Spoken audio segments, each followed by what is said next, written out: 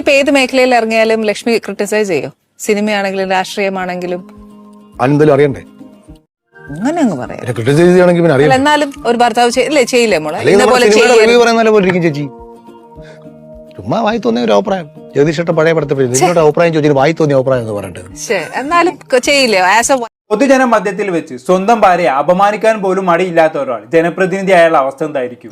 Annie's കിച്ചണിൽ വന്ന അഖിൽ മാരാറും ഭാഗ്യ രാജലക്ഷ്മിയും തമ്മിൽ ഒരുമിച്ചുള്ള ഇന്റർവ്യൂ കണ്ട ശേഷം ജനങ്ങൾ ചോദിച്ച ചോദ്യമാണിത്. സ്വന്തം ഭാര്യയെ ഇവനെ ഇങ്ങനെ ഇട്ട് അപമാനിക്കുന്നു. ഈ ഇവനെങ്ങാനും ജയിച്ച് MLA ആയി കഴിഞ്ഞാണെങ്കിൽ ജനങ്ങളുടെ അവസ്ഥ എന്തായിരിക്കും എന്നുള്ളതാണ് ആളുകൾ ചോദിക്കുന്നത്. ഭാര്യയുടെ അവസ്ഥ ഇങ്ങനെയാണെങ്കിൽ പിന്നെ ബാക്കിയുള്ളവരുടെ അവസ്ഥ പറയണ്ടല്ലോ അല്ലെ? എന്തായാലും ആനീസ് കിച്ചണിലെ ഇന്റർവ്യൂ വിവാദമായി. ഇനി ആ വിവാദത്തിൽ നിന്നും എങ്ങനെയും തടിയൂരണല്ലോ. ഭാര്യയെ അപമാനിക്കുന്നവൻ എന്ന പേര് മാറ്റിയെടുക്കണല്ലോ. അതിനുവേണ്ടി ഇപ്പൊ കഴിഞ്ഞ കുറച്ച് ദിവസങ്ങളായിട്ട് അഖിൽ മാരാറും രാജലക്ഷ്മിയും കൂടി കാണിച്ചു കൂട്ടുന്ന ക്രിഞ്ച് പരിപാടികൾ ഉണ്ടല്ലോ. മക്കളെ ഛർദ്ദിക്കാൻ വന്നു. ഇവർ രണ്ടുപേരും കൂടി വീടിനകത്ത് നിന്ന് അടി കൂടുന്ന CCTV ഫുട്ടേജ് വരെ അഖിലിന്റെ ഭാര്യയായിട്ടുള്ള രാജലക്ഷ്മി കഴിഞ്ഞ ദിവസം പുറത്തു വിട്ടിട്ടുണ്ടായിരുന്നു. നിലത്ത് കിടക്കുന്ന അഖിലിനെ രാജലക്ഷ്മി കുത്തിരി പിടിക്കുന്നതും ചവിട്ടാൻ പോകുന്നതും ചീത്ത വിളിക്കുന്നതും അങ്ങനെ എന്തൊക്കെയായിരുന്നു ആ CCTV ഉണ്ടായിരുന്നത്. ഇപ്പോൾ ഉണ്ടായ വിവാദങ്ങളെല്ലാം മറികടക്കാൻ വേണ്ടിയാണ് ഇവർ ഈ വീഡിയോ പുറത്തു വിട്ടത്. പക്ഷെ പ്രതീക്ഷിച്ച പോലെയല്ല കാര്യങ്ങൾ നടന്നത്. ഈ CCTV പുറത്തു വന്നതോടെ വൻ പൊങ്കാര തന്നെ രണ്ടുപേർക്കും നേരിടേണ്ടി വന്നു എന്നുള്ളതാണ്. ഒടുവിൽ രാജലക്ഷ്മി തന്നെ ആ വീഡിയോ ഡിലീറ്റ് ചെയ്തു. എന്തായാലും ആനീസ് കിച്ചണിൽ വെച്ച് അഖിൽ മാരാർ നടത്തിയ വിവാദമായ പരാമർശം കണ്ടുകൊണ്ട് തന്നെ നമുക്ക് ഇന്നത്തെ വീഡിയോ തുടങ്ങാം. അഖിൽ ഇപ്പൊ ഏത് മേഖലയിൽ ഇറങ്ങിയാലും ലക്ഷ്മി ക്രിട്ടിസൈസ് ചെയ്യോ? സിനിമയാണെങ്കിലും രാഷ്ട്രീയമാണെങ്കിലും എന്തെങ്കിലും അറിയണ്ടേ? എന്താണ് അഖില്? ചോറ് തന്നെയല്ലേ നീ അവിടെ ഇരുന്ന് തിന്നുന്നത്? എന്തോന്നടേ, ഒന്നില്ലെങ്കിലും സ്വന്തം ഭാര്യ ഇങ്ങനെ ഇരുത്തി അപമാനിക്കാൻ പാടുണ്ടോ? ഒന്ന് ക്രിട്ടിസൈസ് ചെയ്യാൻ പോലും അറിയാത്ത, രാഷ്ട്രീയത്തെ കുറിച്ചോ സിനിമയെ കുറിച്ചോ യാതൊന്നും അറിയാത്ത വെറും ഒരു പാഴ്വസ്തു മാത്രമാണ് നിന്റെ ഭാര്യ എന്ന് നീ തന്നെ എങ്ങനെ ഇന്റർവ്യൂല് വന്നിരുന്ന് പറയാന്നൊക്കെ പറയുമ്പോ എന്താ കഥ? എന്തായാലും ബാക്കിയോട് പറഞ്ഞാട്ടെ. അങ്ങനെ അങ്ങ് പറയാം. ക്രിട്ടിസൈസ് ചെയ്യണമെങ്കിൽ പിന്നെ അറിയാം. എന്നാലും ഒരു ഭർത്താവ് ചെയ്യില്ലേ മോളെ? ചുമ്മാ വായി തോന്നിയ ഒരു അഭിപ്രായം. ജഗദീഷേട്ട പഴയ പടത്തിൽ നിങ്ങളുടെ അഭിപ്രായം ചോദിച്ചാൽ വായി തോന്നിയ അഭിപ്രായം എന്ന് പറഞ്ഞിട്ട് എന്നാലും ചെയ്യില്ലേ? ആസ് എ കണ്ട ആനി ചേച്ചിക്ക് പോലും അഖിൽ ഭാര്യ ഇൻസൾട്ട് ചെയ്യുകയാണെന്ന് തോന്നിപ്പോയി. സാധാരണ അവിടെ ഗസ്റ്റിനെ വന്ന് കൊണ്ടിരുത്തി ഇൻസൾട്ട് ചെയ്ത് വിടുന്ന ആളാണ് ആനി ചേച്ചി. അങ്ങനെയുള്ള ചേച്ചിക്ക് പോലും അഖിൽ ഭാര്യ ഇൻസൾട്ട് ചെയ്യുകയാണെന്ന് തോന്നിയിട്ടുണ്ടെങ്കിൽ ആ ഒരു ഇൻസൾട്ടിന്റെ റേഞ്ച് ആലോചിച്ച് നോക്കി നിങ്ങൾ. എന്തായാലും ബാക്കി കണ്ടോക്കാം. എന്നാലും ചെയ്യില്ലേ? ആസ് എ വൈഫ് എന്ന നിലയ്ക്ക് ഇപ്പം അതിന്റെ വ്യൂ പോയിന്റില് ലക്ഷ്മിയുടെ വ്യൂ പോയിന്റ് അറിയില്ല. ഇതുവരെ ഒന്നും അപ്സെറ്റ് ആക്കിയിട്ടില്ല. ഇല്ല, അല്ല ഓപ്പൺ ആയിട്ട് ലക്ഷ്മി പറയില്ല ഇന്നത് ചെയ്ത് ശരിയല്ലാന്നോ, ഇത് ശരിയല്ലാന്നോ, അല്ലെങ്കിൽ അങ്ങനെ ചെയ്യാൻ പാടില്ലെന്നോ, അല്ലെങ്കിൽ എന്തെങ്കിലും പറയില്ല ചെയ്തത് തെറ്റാണെന്നോ? ഇല്ല ചേച്ചി, ഞാൻ പറഞ്ഞില്ല, അങ്ങനെ ഒരു ക്യാരക്ടർ അല്ല. വീട്ടിൽ വന്നൊന്നും പറയല. അതല്ല, നമ്മളിപ്പോ ചെയ്യുന്ന പ്രവൃത്തിയിൽ എനിക്കൊരു കുറ്റബോധം തോന്നിയിട്ടില്ല ഇതുവരെ. Very good, perfect. അപ്പൊ ഇപ്പൊ എന്തെങ്കിലുമൊക്കെ ശരിയാണ് ചെയ്യുന്നത്. എന്തായാലേ താൻ അപമാനിക്കപ്പെടുകയാണെന്ന് പോലും മനസ്സിലാകാതിരിക്കുന്ന ഒരു ഭാര്യ എന്ത് പറയാനാണ്? എന്തായാലും ആവട്ടെ, അവർക്ക് കുഴപ്പമില്ലെങ്കിൽ പിന്നെ നമുക്ക് എന്ത്. എന്നാലും രാജലക്ഷ്മി ചേച്ചി പറഞ്ഞു കേട്ടില്ല, അഖിലേട്ടൻ ചെയ്യുന്ന എല്ലാം ശരിയാണ്. അഖിലേട്ടൻ ഈ കുറഞ്ഞ കാലം കൊണ്ട് തന്നെ ഇവിടെ ചെയ്ത് കൂട്ടിയ അപരാധങ്ങൾക്ക് കയ്യും കണക്കൂല്ല. എന്നിട്ട് ലക്ഷ്മി ചേച്ചിക്ക് അതിലൊന്നും യാതൊരു പ്രശ്നം തോന്നിയില്ലാന്ന്. അഖിലേട്ടൻ ഫുൾ പെർഫെക്റ്റ് ആയിരുന്നെന്നാണ് പറയുന്നത്. 10ൽ 10 മാർക്ക് കൊടുക്കും. ഭാര്യ ആവുമ്പോ ഇങ്ങനെ വേണം. ഇങ്ങനെ ഒരു ഭാര്യയെ കിട്ടിയതിന് അഖിലേട്ടന്റെ ഭാഗ്യം എന്ന് പറയാം. ബാക്കി പറഞ്ഞാട്ട് എന്തായാലും അങ്ങനെ ഒരു പ്ലസ് പോയിന്റ് ഉള്ളത് ഏറ്റവും. ഞാൻ ഒരിക്കലും അതുകൊണ്ട് വെറീഡ് അല്ല, ടെൻസ്ഡ് അല്ല. എന്താ പറയാ, ഇപ്പം പരാതികൾ പറയാനില്ല. ഇല്ല, ഞാൻ ആഗ്രഹിച്ചതുപോലൊക്കെ തന്നെ. ഞാൻ ഒരിക്കലും പറഞ്ഞിട്ടില്ല പൈസ ഉണ്ടാക്കണം, അല്ലെങ്കിൽ എനിക്ക് ഇന്ന ആവശ്യമുണ്ട്, എനിക്ക് അത് വേണം ഇത് വേണം എന്നൊന്നും പറഞ്ഞിട്ടില്ല. എനിക്ക് എന്റെ അന്തസ്സും മാനവും നഷ്ടപ്പെടുത്തരുത്. എന്റെ അണ്ണം കാരണം തല കുനിച്ച് നടക്കേണ്ടി വരരുത്. അങ്ങനെയാണെങ്കിൽ ചെറിയൊരു പ്രശ്നം ഉണ്ടല്ലോ ചേച്ചി. അഖിലേട്ടൻ കാരണം തല താഴ്ത്തി നടക്കാനിട ഉണ്ടാവരുത് എന്ന ആഗ്രഹം ഉണ്ടെന്നല്ലേ ചേച്ചി പറഞ്ഞത്. ഓക്കെ, തല താഴ്ത്തണ്ട. പക്ഷെ തലയിൽ മുണ്ടിട്ട് നടക്കുന്നതിനെ കൂടെ എന്തെങ്കിലും കുഴപ്പമുണ്ടോ? കാരണം അതിനുള്ള ഒരു അവസരം വൈകാതെ തന്നെ ഉണ്ടാവാൻ സാധ്യതയുണ്ട്. ചേച്ചിന്റെ ജാതകം പരിശോധിച്ചപ്പോൾ 1 മാസത്തിനുള്ളിൽ ധനനഷ്ടം, മാനഹാനി എന്നിവയെല്ലാം ഉണ്ടാകാൻ സാധ്യതയുണ്ടെന്നാണ് പറയുന്നത്. കൃത്യമായി പറഞ്ഞാൽ മെയ് 4-ാം തീയതിയാണ് ഇതെല്ലാം സംഭവിക്കാൻ പോകുന്നത്. അന്ന് ഇലക്ഷൻ റിസൾട്ട് വന്നു കഴിയുമ്പോൾ ജീവിതത്തിൽ ആദ്യമായി അഖിലേട്ടൻ കാരണം ചേച്ചിക്ക് തലയിൽ മുണ്ടിട്ട് നടക്കാൻ കഴിയുമെന്നുള്ളത് ഉറപ്പാണ്. ബാക്കി ഉണ്ടോക്കാം. അതാണല്ലോ എല്ലാ വൈഫും ആഗ്രഹിക്കുന്നത്. Very good. ബ്രാൻഡഡ് സാധനങ്ങളോ അതോ ഇതോ അങ്ങനെ ഒന്നുമില്ല.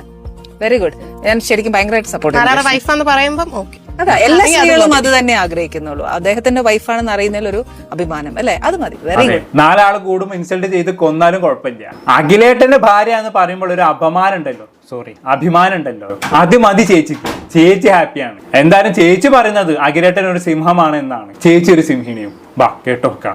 രാത്രിയിൽ ഇറക്കാൻ വേണ്ടി തള്ളിവിട്ടോണ്ടിരിക്കുക.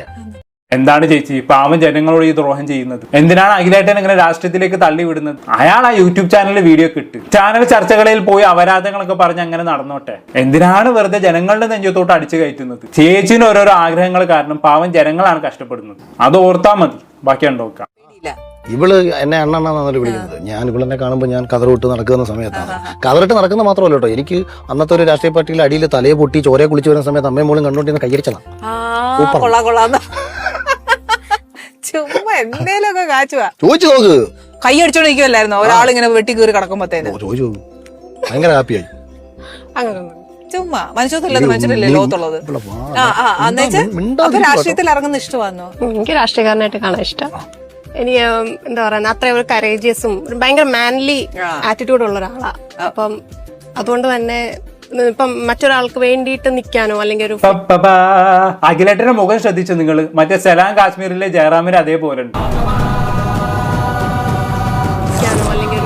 ഇരുത്തി അങ്ങ് പുകയ്ത്തുവാണല്ലേ. ഭർത്താവ് ഭാര്യ ഇരുത്തി അപമാനിക്കുന്നു, ഭാര്യയാണെങ്കിൽ ഭർത്താവിനെ പുകയ്ത്തി അടിക്കുന്നു. ആഹാ, എന്താ ഒരു ചേർച്ച അല്ലേ. ബാക്കി പറഞ്ഞാട്ടെന്താ രസം കാണിച്ച് നിൽക്കാനോ അല്ലെങ്കിൽ ഇങ്ങനെ ചെയ്താൽ മോശമായി പോവല്ലോ എന്നൊന്നും നോക്കാതെ ആ ഒരു ശരിയും തോന്നുന്നു. ഭയങ്കര സ്ട്രേറ്റ് ഫോർവേഡ് ആയിട്ടുള്ള സംസാരവും പ്രവൃത്തിയും അതുപോലാണ്.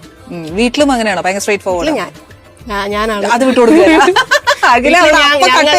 വീട്ടിൽ ഞങ്ങള് ലൈൻ ആൻഡ് ലൈനസ് ആണ്. എന്ന് വെച്ചാൽ ആണെങ്കിലും അത് ചേച്ചി വീഡിയോ കണ്ടിട്ടില്ലേ? സിംഹത്തിന്റെയും സിംകിടികളുടെയും വീഡിയോ കണ്ടിട്ടില്ലേ? ഈ സിംകിടികൾ സിംഹത്തെ ഇങ്ങനെ അടിച്ചമർത്തിക്കൊണ്ടേയിരിക്കും.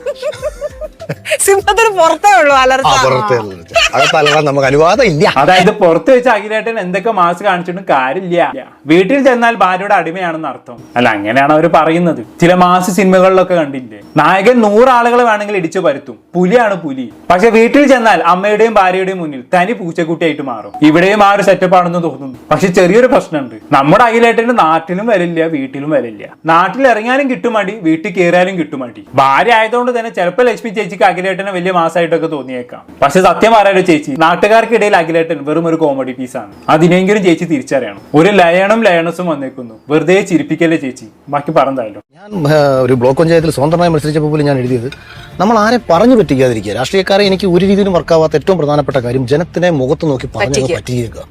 നിങ്ങൾക്ക് ചെയ്യാൻ പറ്റിയില്ല, നിങ്ങൾ ചെയ്യണ്ട. എന്താ പ്രശ്നം ഇവിടെ? നമുക്ക് ചെയ്യാൻ പറ്റുന്നതേ ചെയ്യാൻ പറ്റൂ. അപ്പം അവരെ ദയവ് ചെയ്ത് സാധാരണക്കാരനെ പറ്റിക്കാതിരിക്കുക. ഇത് ഞാൻ ഒരു മനുഷ്യനെ എന്റെ ലൈഫിൽ ഞാൻ പറ്റിക്കത്തില്ല. എനിക്ക് ചെയ്യാൻ പറ്റുമോ? ഞാൻ 100% ചെയ്യും. എന്റെ മോനെ, ആരെപ്പോ ഈ പറയുന്നത് നോക്കണം. ജനങ്ങളെ പറ്റിക്കാത്തൊരു പുണ്യാളൻ അല്ല മോനെ. വയനാട് ദുരന്തത്തിൽപ്പെട്ടവർക്ക് വീട് വെച്ച് കൊടുക്കാന്നൊക്കെ നീ പണ്ട് വീമ്പ് പറഞ്ഞിരുന്നല്ലോ. എന്നിട്ട് ഇപ്പൊ എന്തായി? എത്ര വീട് നീ വെച്ചു? അതൊന്ന് പറയും. അന്ന് മുഖ്യമന്ത്രിയുടെ ദുരിതാശ്വാസ ഫണ്ടിലേക്ക് ആരും പൈസ കൊടുക്കരുത്, എല്ലാരും നേരിട്ട് പോയി സഹായിച്ചാൽ മതി എന്നൊക്കെ പറഞ്ഞ് വലിയ വർത്തമാനം പറഞ്ഞ ആളാണ്. 2ഉം 3ഉം വീട് സ്വന്തമായി കൊടുക്കാമെന്നും പറഞ്ഞു. എന്നിട്ട് ഇപ്പൊ എന്തായി? മാരാറ് വെച്ച് കൊടുക്കുമെന്ന് പറഞ്ഞ വീടിന്റെ പൊടി പോലും കാണാനും കുത്തിത്തിരിപ്പ് ഉണ്ടാക്കാനും ജനങ്ങൾക്ക് എന്തെങ്കിലും കിട്ടുന്നുണ്ടെങ്കിൽ അത് മുടക്കാനും മാത്രം അറിയാവുന്ന ഒരു ദുരന്തമാരാണ്. പാവങ്ങളെ പറ്റിച്ചിട്ട് ഇപ്പൊ പാവങ്ങളുടെ പടത്തലവനാവാൻ വന്നേക്കുന്നു. വാക്കിന് വരെ ഇല്ലാത്ത, നിലപാടില്ലാത്തൊരു മൊണ്ണേച്ച് കുമാർ. നല്ലോണം വർത്താനം പറയാൻ മാത്രം അറിയാം, വേറൊരു വകക്കും കൊണ്ടുപോല. എന്നെ കൊണ്ടൊന്നും പറയിപ്പിക്കണ്ട. ബാക്കി പറഞ്ഞാട്ടെന്തായാലും. മറ്റൊരു രാഷ്ട്രീയത്തിൽ ഇറങ്ങുകയാണെങ്കിൽ ഒരു ഭയങ്കര ഒരു വിഷൻ ഉള്ള ഒരു ലീഡർ ആയിരിക്കണം രാഷ്ട്രീയത്തിൽ വരുന്നതെന്ന് ഞാൻ എപ്പോഴും പറയും. എപ്പോഴും വിഷണറി ആയിരിക്കണം. ഇപ്പൊ നമ്മൾ ഡൽഹിയിൽ ചെന്ന് കഴിഞ്ഞാൽ അവിടുത്തെ നിരത്തുകൾ നമ്മൾ നോക്കണം. റോഡുകൾക്ക് വീതി കൂട്ടാനുള്ള സ്പേസിലാണ് ബ്രിട്ടീഷുകാരൻ 100 വർഷങ്ങൾക്ക് മുമ്പ് ഇത് പ്ലാൻ ചെയ്ത് വെച്ചിരിക്കുന്നത്. അവൻ ചിലപ്പോൾ അന്നത്തെ റോഡ് ചെറുതായിരിക്കും, പക്ഷെ അവൻ അപ്പുറം ഇപ്പുറം അത്രയും, അതായത് ഡൽഹി ഇന്ത്യൻ തലസ്ഥാന നഗരി ആണെന്ന്, ഇത് ഇതുപോലെ ഡെവലപ്പ് ആവുമെന്ന് 100 വർഷങ്ങൾക്ക് മുമ്പേ തിരിച്ചറിഞ്ഞിരിക്കുന്നു. നമ്മളിവിടെ ഒരു പക്ഷേ ഒരു 10-15 വർഷം മുമ്പ് ഉണ്ടാക്കിക്കുന്ന റോഡിൽ ചെന്ന് കഴിഞ്ഞാൽ അപ്പുറം ഇപ്പുറം മൊത്തം മുളച്ചു വന്നിരിക്കുന്ന കടകളാണ്. ഇവിടെ ഒരു സാധാരണക്കാരനോ അല്ലെങ്കിൽ ഒരു മീഡിയം ലെവലിൽ നിൽക്കുന്നവനോ ഒരു ബിസിനസ് തുടങ്ങി 10 വർഷം കഴിയുമ്പോഴത്തേക്ക് ഇത് പൊളിക്കാൻ വരികയാണ്. അപ്പൊ ഇതെന്താ എന്തുകൊണ്ടാണ്? വിഷണറി അല്ലവൻ. അതുപോലെ 10-20 വർഷം കഴിയുമ്പോൾ ജനത്തിനുണ്ടാവുന്ന മാറ്റത്തെ മുൻകൂട്ടി മനസ്സിലാക്കിയിട്ടൊരു പദ്ധതി കൊണ്ടുവരണം. അപ്പം നിസ്സാരം, ഇപ്പം നമ്മൾ ഒരുപാട് എതിർപ്പ് വന്നതാണ് നോട്ട് നിരോധനമൊക്കെ. പക്ഷെ എന്നാൽ പോലും നോട്ട് നിരോധനത്തിന്റെ ആഫ്റ്റർ എഫക്ട് നമ്മൾ നോക്കുക. ക്യൂ നിന്ന് മരിച്ചു വീണു എന്ന് പറഞ്ഞ് അന്ന് അതിനെ ആക്ഷേപിച്ച ആൾക്കാർ ആരും ഒന്നും ക്യൂ നിൽക്കുന്നില്ല. ബാങ്കിലെ ക്യൂ ഇല്ലാതായി, KCB ക്യൂ ഇല്ലാതായി, പല സ്ഥലത്തും ക്യൂ ഇല്ലാതായി, കടകളിൽ, ഈവൻ ബാങ്കിലെ ജീവനക്കാർക്ക് പോലും സമാധാനമായി. തിരക്കില്ലല്ലോ ബാങ്കിൽ.